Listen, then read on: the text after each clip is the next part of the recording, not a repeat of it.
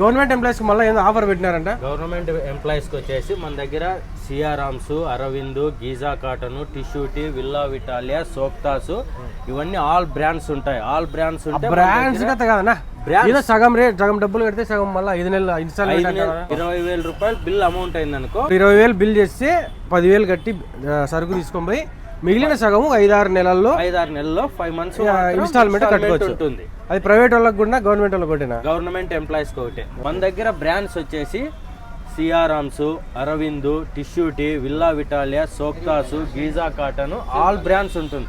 ఈ ఆషాఢం ఆఫర్లో వచ్చిన వాళ్ళకి మన రీల్ చూసి ప్లస్ గవర్నమెంట్ ఎంప్లాయీస్కి వచ్చేసి మనకి ఈఎంఐ పద్ధతి ద్వారా మనం చెక్ తీసుకొని వాళ్ళకి అంటే ఎట్లా రెడీమేడ్ లకు కూడా ఇస్తారా? దీనిలో ఒకటేనా? రెడీమేడ్, క్లాత్, ఎథనిక్ వేరు, షూట్స్, షేర్వానీస్ ఆల్ వెరైటీస్.